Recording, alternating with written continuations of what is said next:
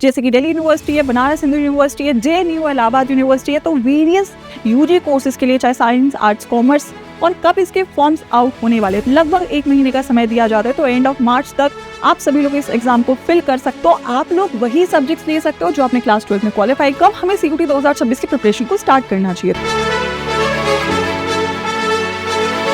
तो आइए शुरू करते हैं वीडियो को पहले सबसे सवाल के साथ। अगर आप 2026 के एग्जाम की तैयारी कर रहे हैं और एग्जाम देना चाहते हो तो सबसे पहले आपको ये पता होना चाहिए कि एग्जाम कब होता है और कब इसके फॉर्म्स आउट होने वाले। तो जनरली क्लास 12 के बाद बच्चे इस एग्जाम के लिए अपेयर करते हैं यूजी यूनिवर्सिटीज में एडमिशन लेने के लिए, जैसे कि दिल्ली यूनिवर्सिटी है, बनारस हिंदू यूनिवर्सिटी है, JNU, इलाहाबाद यूनिवर्सिटी है। तो वेरियस यूजी कोर्सेज के लिए चाहे साइंस, आर्ट्स, कॉमर्स, उसके लिए बच्चे यहाँ पे एग्जामिनेशन का पार्ट बनती हैं, जिसमें सबसे पहले अगर मैं इस एग्जाम की एक्सपेक्टेड डेट की बच्चों बात करूँ तो इस फॉर्म को रिलीज किया जाता है मार्च के स्टार्ट में, राइट।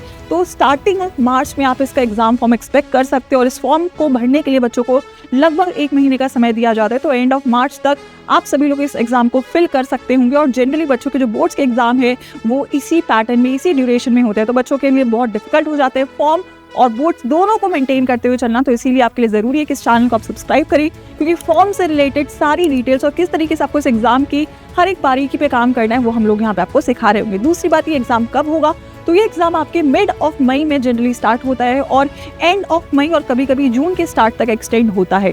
तो आप लोगों को अगर मैं बोलूँ बोर्ड्स की बात, लगभग मार्च और अप्रैल और मई के मिड तक का समय दिया जाता है, जिसमें जनरली बच्चों का मार्च बोर्ड्स में ही निकलता है। तो 1 से 1.5 महीना प्योरली बच्चों के पास केवल होता है CUET की प्रिपरेशन के लिए। इसलिए इट्स इंपॉर्टेंट कि आप जितना सीरियसली इस एग्जाम की तैयारी स्टार्टिंग से करते हुए चलें उतना आपके लिए बेटर होगा। इसके बाद बच्चों आपके मन में आता है दूसरा सवाल कि कौन बच्चे हैं जो CUET 2026 का एग्जाम लिख सकते हैं, इसमें अप्लाई कर सकते हैं। पहला फैक्टर है कि आप सभी लोगों ने क्लास 12 का एग्जामिनेशन एक रिकॉग्नाइज्ड बोर्ड से क्वालिफाई किया हुआ होना चाहिए, स्पेसिफिकली उन सब्जेक्ट्स में जिनके लिए आप CUET में अपेयर करते हैं। यस, आप CUET में सब्जेक्ट्स को सिलेक्ट करते हो।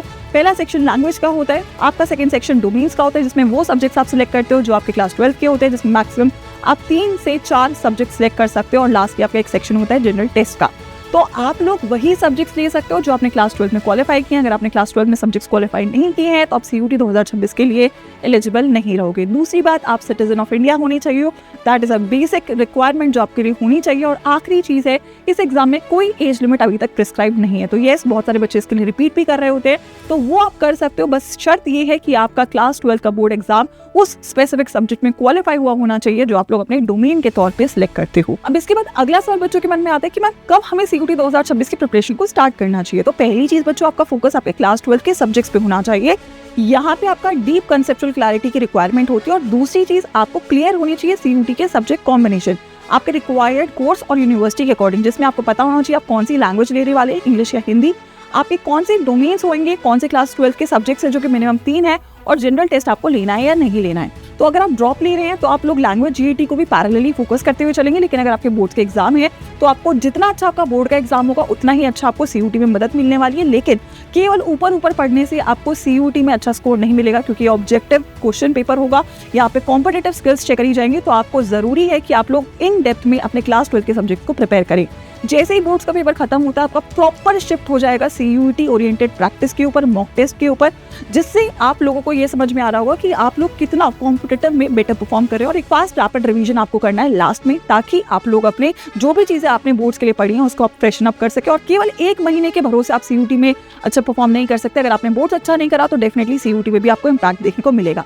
तो अगर आपके पास अभी गिवन 90 डेज बोर्ड में है और उसके बाद 2 महीने आपके पास CUET में है, तो आपको 90 डेज में अपना सिलेबस खत्म करने का फोकस रखना चाहिए। और अगर ये सब बच्चों आपको समझ में आता है तो लास्ट सवाल आपके मन में होगा कि कैसे मैम इन सब चीजों को हम बेस्ट इफेक्टिव मेथड में डील कर सकते हैं, इंप्लीमेंट कर सकते हैं, जिसमें हम लोग अपने बोर्ड को भी प्रिपेयर करते हुए चले और हम लोग अपने CUET पे कंप्लीट फोकस करते हुए तैयारी को स्टार्ट करें। तो डेफिनेटली बच्चों मैं हमेशा आपको बोलूंगी कि CUET एडा प्लेटफॉर्म है जिसने हर साल CUET का बेस्ट रिजल्ट दिया है, हर एक स्ट्रीम के लिए दिया है, जो कि यहाँ के बैचेस से बच्चों ने अटेन किया है। तो इट्स वेरी इंपॉर्टेंट कि अगर आप एक सीरियस एस्पिरेंट है तो आप प्रॉपर अपनी प्रिपरेशन को करें, जिसमें आप किसी भी चीज़ को छोड़े ना, चाहे वो आपकी थ्योरी है, चाहे वो प्रैक्टिस है, चाहे वो आपकी टेस्ट सीरीज है।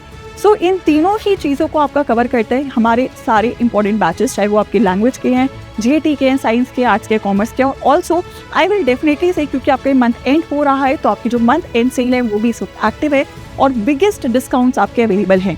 तो अगर आप लोग प्रिपरेशन को शुरू करना चाहते हो तो मेरे सजेशन सभी लोगों को रहेगा कि आप लोग अड्डा 247 की वेबसाइट पे जाएं। यहाँ पे ऑल कोर्सेज में आप लोग यूजी पीजी सेक्शन में जो भी आपका स्ट्रीम है उसे ओपन करें और वहाँ पे आई विल सजेस्ट जो आपका फ्रेश बैच अवेलेबल है व्यू ऑल पे जाएंगे। Ambition 2.0 this is the fresh batch जिसमें अभी तक कुछ नहीं पढ़ाया गया है। इसमें आपका कोई बैकलॉग नहीं होगा। स्टार्टिंग से एंड तक आपका सारा सिलेबस, अगर आप यहाँ पे चेक करेंगे स्टडी प्लान के सेक्शन में आपके हर एक सब्जेक्ट का पूरा सिलेबस स्टार्टिंग से एंड तक आपके एग्जाम से पहले कंप्लीट करवाया जाएगा। तो कंप्लीट ट्रांसपेरेंसी के साथ आप देख सकते हैं इस बैच में आपको लाइव क्लासेस भी मिलेंगी, इसमें आपको प्रैक्टिस भी मिलेगी, इसमें आपको टेस्ट सीरीज भी मिलेगी और ई बुक्स भी मिलेंगी और एक और चीज आपको क्लास 12 का एक क्रैश कोर्स भी फ्री मिलेगा। ऑल्सो मैं सजेस्ट इसलिए भी करूंगी क्योंकि अभी आपकी सेल मैक्सिमम है।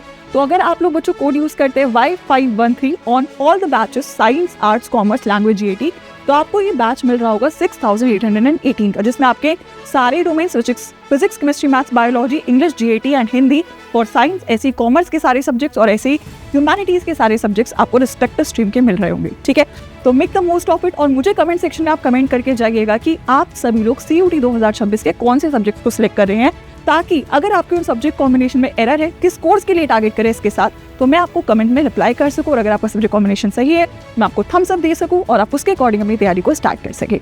सो go for it, use the code Y513 for maximum discount और अपनी तैयारी को यहाँ पे स्टार्ट करें।